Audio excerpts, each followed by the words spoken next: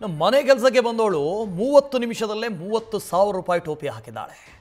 ಆನ್ಲೈನ್ನಲ್ಲಿ ಬುಕ್ ಮಾಡಿದಂಥ ಮನೆ ಕೆಲಸದ ಆಕೆಯ ವಂಚನೆ ಪ್ರಕರಣ ಇದು. ಆನ್ಲೈನ್ನಲ್ಲಿ ಮನೆ ಕೆಲಸದವರನ್ನು ಹುಡುಕ್ತಾ ಇದ್ರು. ನೀವು ಒಂದು ವೇಳೆ ಹುಡುಕ್ತಾ ಇದ್ರೆ ಹುಷಾರ್. ಸುಲೇಖಾ ಆ್ಯಪ್ ಮೂಲಕ ಬುಕ್ ಮಾಡಿದ್ರು ಮನೆ ಕೆಲಸದ ಆಕೆಯನ್ನು. ಸಮೀಕ್ಷಾ ಮೇಸ್ ಸರ್ವಿಸ್ನಲ್ಲಿ ಮನೆ ಕೆಲಸದ ಆಕೆಯನ್ನು ಬುಕಿಂಗ್ ಮಾಡಲಾಗಿತ್ತು. ಇನ್ನು 30 ನಿಮಿಷದಲ್ಲಿ 30,000 ರೂಪಾಯಿ ವಂಚನೆ ಮಾಡಿದ್ದಾಳೆ. ಒಂದು ಹೆಲ್ಪಿಂಗ್ ಹ್ಯಾಂಡ್ ಇರಲಿ ಅನ್ನೋದಕ್ಕೋಸ್ಕರ ಮೇಡ್ ಹುಡುಕಿದ್ವಿ, ಸುಮಾರು ಹುಡುಕಿದ್ವಿ, ಸಿಕ್ಕಲಿಲ್ಲ. ಸೊ ಆಫ್ಲೈನ್ ಹುಡುಕಿದಾಗ ಆನ್ಲೈನಲ್ಲಿ ಹುಡುಕೋಣ ಅಂತ ಸುಮಾರು ಫ್ರೆಂಡ್ಸ್ ಸಜೆಷನ್ ಮೇಲೆ ಮೇಡ್ ಏಜೆನ್ಸಿಗೆ ರಿಜಿಸ್ಟರ್ ಆದ್ವಿ.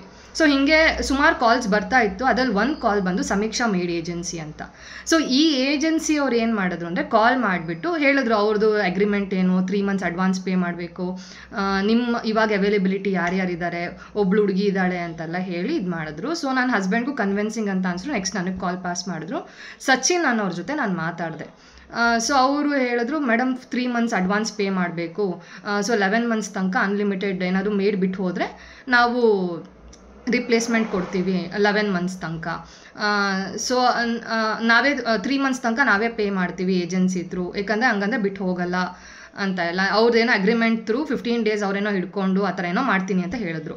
So ವಿವರ್ like okay. ನಾನು ಹೇಳಿದೆ 3 months ಅಡ್ವಾನ್ಸ್ ಪೇ ಮಾಡೋಕ್ಕಾಗಲ್ಲ, ಬೇಕಾದ್ರೆ 2 months ಆದರೆ ಮಾಡ್ತೀವಿ ಅಂತ. ಅವರು ಓಕೆ ಅಂತ ಎಲ್ಲ ಹೇಳಿ ಅವರು ಅಗ್ರಿಮೆಂಟ್ ಕಳಿಸಿ, ಹುಡುಗಿ ಫೋಟೋ, ಆಧಾರ್ ಕಾರ್ಡ್ ಎಲ್ಲ ಕಳಿಸಿ, ವೆರಿಫೈಡು ಮೇಡಮ್ ಇದು ಅಂತೆಲ್ಲ ಹೇಳಿದ್ರು. ಸೊ ಅದಾದಮೇಲೆ ಏನಾಯಿತು, ನಾವು ಓಕೆ ಅಂತ ಹೇಳಿದ್ವಿ. ನನ್ನ ಹಸ್ಬೆಂಡ್ನು ಮಾತಾಡಿಬಿಟ್ಟು ಓಕೆ ಕನ್ವಿನ್ಸಿಂಗ್ ಆಗಿದ್ದಾರೆ, ನೋಡೋಣ ಮಾತಾಡೋಣ ಅಂತ ಹೇಳಿ ಅವ್ರ ಹತ್ರ ಮಾತಾಡಿ ಓಕೆ ವಿವರ್ ರೆಡಿ, ಸರಿ ಮೇಡ್ ಬರಲಿ ಮನೆಗೆ, ಸೊ ನನ್ನ ಮಗನ ನೋಡ್ಕೊಳ್ಳೋಕ್ಕೆ ಒಂದು ಕಂಫರ್ಟಬಲ್ ಇದ್ದಾರೆ ಅಂತ ಎಲ್ಲ ಇದು ಮಾಡಿದ್ವಿ. ಸೊ ಅದಾದಮೇಲೆ ಏನಂತ ಅಂದರೆ ಅವ್ರೇನಂದ್ರು, ಮೇಡಮ್ ನೀವು ಇವಾಗಲೇ ಪೇಮೆಂಟ್ ಮಾಡಬೇಡಿ. ನಾವೇನಂದ್ವಿ ಓಕೆ ನಾವು ಎಲೆಕ್ಟ್ರಾನಿಕ್ ಸಿಟಿನಲ್ಲಿ ಏಜೆನ್ಸಿ ಇದೆ ಅಂತ ಹೇಳಿದ್ವಿ, ನಾವು ಅಲ್ಲೇ ಬಂದುಬಿಟ್ಟು ಅವ್ರನ್ನ ಕರ್ಕೊಂಡು ಹೋಗ್ತೀವಿ ಅಂತ ಹೇಳಿದ್ವಿ. ಸೊ ಅವ್ರೇನು ಮಾಡಿದ್ದಾರೆ, ಇಲ್ಲ ಮೇಡಮ್ ಮೇಡ್ ಬೇರೆ ಆ ಕೆಲಸದವ್ಳು ಬೇರೆ ಜಾಗದಲ್ಲಿದ್ದಾಳೆ, ಮನೆಗೆ ಬರ್ತಾಳೆ, ಮನೆಗೆ ಬಂದ ಮೇಲೆ ನೀವು ನೋಡಿ ಮಾತಾಡಿ ಕಂಫರ್ಟಬಲ್ ಇದ್ದರೆ ಮಾತ್ರ ಪೇಮೆಂಟ್ ಮಾಡಿ ಅಂತ ಹೇಳಿದ್ರು. ಸೊ ಅವಳು 27ನೇ ಮೇಗೆ ಬಂದ್ಲು, 3 ಗಂಟೆ 3:45 ಹಂಗೆ ಬಂದ್ಲು ಅಪಾರ್ಟ್ಮೆಂಟಿಗೆ, ಚೆಕ್ ಇನ್ ಆದ್ಲು. ನಾನು ಮನೆಗೆ ಕರ್ಕೊಂಡು ಬಂದೆ. ಮನೆಗೆ ಕರ್ಕೊಂಡ್ಬಂದು ಹೇಳಿದೆ, ಹಿಂಗೆ ಮಾತಾಡಿದೆ ಹೆಂಗೆ ಏನು ಅಂತಾರೆ. ನಾನು ನನ್ನ ಹಸ್ಬೆಂಡ್ಗೆ ಹೇಳಿದೆ ಕಂಫರ್ಟಬಲ್ ಆಗಿದ್ದಾಳೆ, ಸೊ ಆರಾಮಾಗಿ ನೋಡ್ಕೊತೀನಿ ಅಂತ ಹೇಳಿದ್ಲು, ಎಕ್ಸ್ಪೀರಿಯನ್ಸ್ ಇದೆ ಅಂತ.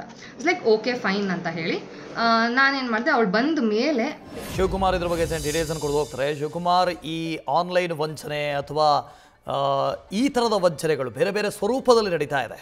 ಈ ಹಿಂದೆ ಬ್ಯಾಂಕಿಂಗ್ ಹೆಸರಿನಲ್ಲಿ ಮಾಡ್ತಾ ಇದ್ರು, ಇವಾಗ ಮೇಡ್ ಸರ್ವಿಸ್ ಹೆಸರಿನಲ್ಲೂ ಶುರು ಮಾಡಿದ್ದಾರೆ ಅಂತ. ವಸುದೇವ್, ಕಳೆದ 27ನೇ ತಾರೀಕು ಕೆಂಗೇರಿಯ ಅಪಾರ್ಟ್ಮೆಂಟ್ ನಿವಾಸಿಯಾಗಿರುವಂತಹ ಸೇಲ್ಸ್ ಮ್ಯಾನೇಜರ್ ರಶ್ಮಿ ಅವರು ಜೊತೆಗೆ ಅವರ ಪತಿ ಅನೂಪ್ ಅವರು ಖಾಸಗಿ ಕಾಲೇಜಿನಲ್ಲಿ ಪ್ರೊಫೆಸರ್ ಆಗಿದ್ದಾರೆ. ಇವರು 2 ವರ್ಷದ ಮಗು ಇದೆ. ಇಬ್ರು ಕೂಡ ಉದ್ಯೋಗದಲ್ಲಿರುವಂತಹ ಹಿನ್ನೆಲೆಯಲ್ಲಿ ರಶ್ಮಿ ಅವರು ಮನೆಯಲ್ಲೇ ವರ್ಕ್ ಫ್ರಮ್ ಹೋಮ್ ಮಾಡ್ತಿರ್ತಾರೆ. ಹೀಗಾಗಿ ಮನೆಯಲ್ಲಿ ಮಗುವನ್ನ ನೋಡ್ಕೊಳ್ಳಿಕ್ಕೆ ಯಾರಾದ್ರೂ ಒಬ್ರು ಕೆಲಸದವ್ರು ಬೇಕು ಅಂತೇಳಿ ಆನ್ಲೈನ್ನಲ್ಲಿ ಮೇಡ್ ಸರ್ವಿಸನ್ನು ಸರ್ಚನ್ನು ಮಾಡ್ತಾರೆ. ಹೀಗಾಗಿ ಸಮೀಕ್ಷಾ ಮೇಡ್ ಸರ್ವಿಸ್ ಆ್ಯಪ್ನಲ್ಲಿ ಸಚಿನ್ ಎಂಬಾತನ ಪರಿಚಯ ಆಗುತ್ತೆ ರಶ್ಮಿ ಅವರಿಗೆ.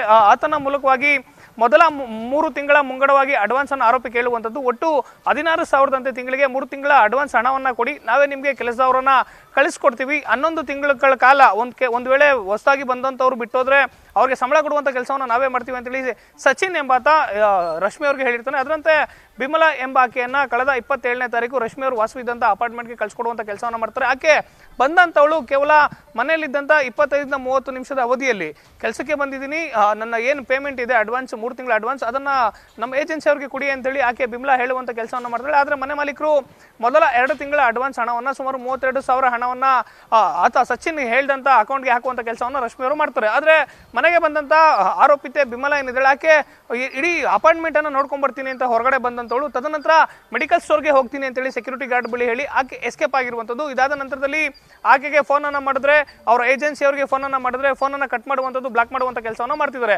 ಕಡೆಯದಾಗಿ ಇವರು ರಶ್ಮಿ ಅವರು ವಂಚನೆಗೆ ಒಳಗಾಗಿರುವಂಥದ್ದು ಗೊತ್ತಾಗಿರುವಂಥದ್ದು. ಒಂದು ವೇಳೆ ರಶ್ಮಿ ಅವರ ಮನೆಯಲ್ಲಿ ಆರೋಪಿತೆ ಬಂದಂಥವಳು ಕೇವಲ ಹಣವನ್ನು ಹಾಕಿಸ್ಕೊಂಡು ಎಸ್ಕೇಪ್ ಆಗಿದ್ದಾಳೆ, ಒಂದು ವೇಳೆ ಆಕೆ ಏನಾದರೂ ಮನೆ ಕಳ್ತನದಲ್ಲಿ ಭಾಗಿಯಾಗಿದೆ ಅಥವಾ ಮಗುವನ್ನು ತನ್ನ ಜೊತೆಯಲ್ಲಿ ಕರ್ಕೊಂಡು ಹೋಗಿದ್ರೆ ಏನು ಮಾಡಬೇಕಿತ್ತು ಅನ್ನೋ ಆತಂಕದಲ್ಲಿ ಕುಟುಂಬಸ್ಥರು ಇರುವಂಥದ್ದು. ಸದ್ಯ ಘಟನೆಗೆ ಸಂಬಂಧಪಟ್ಟಂತೆ ವಂಚನೆಗೊಳಗಾದಂಥ ರಶ್ಮಿ ಅವರು ಕುಂಬಳಗೋಡು ಪೊಲೀಸ್ ಠಾಣೆಯಲ್ಲಿ ದೂರನ್ನು ದಾಖಲು ಮಾಡಿಕೊಂಡಿರುವಂಥದ್ದು. ಕುಂಬಳಗೋಡು ಪೊಲೀಸರು ರಶ್ಮಿ ಅವರು ಕೊಟ್ಟಂಥ ದೂರಿನ ಅನ್ವಯವಾಗಿ NCR ಅನ್ನು ದಾಖಲು ಮಾಡಿಕೊಂಡು ಆರೋಪಿತರ ಮೊಬೈಲ್ ನಂಬರ್ ಏನಿದೆ ಅದರ CDR ಕಲೆಕ್ಟ್ ಮಾಡುವಂಥ ಕೆಲಸವನ್ನು ಮಾಡಿದರೆ, ಜೊತೆಗೆ ಆರೋಪಿಗಳ ಪತ್ತೆಗಾಗಿ ಬಲೆಯನ್ನು ಬೀಸಿರುವಂಥದ್ದು. ರಶ್ಮಿ ಅವರು ಕೂಡ ಒಂದು ಮನವಿಯನ್ನು ಮಾಡಿದರೆ, ಯಾರೇ ಆಗಲಿ ಅಪರಿಚಿತರನ್ನ ನಂಬೋ ಮುನ್ನ ಹುಷಾರಾಗಿರೋ ನಮ್ಮ ಮಾತನ್ನು ಹೇಳ್ತಿರುವಂಥದ್ದು. Vasudev. Okay, thank you Shivakumar. News first ನಿರ್ಭೀತಿಯಿಂದ ನಿಮ್ಮ ಪರವಾಗಿ.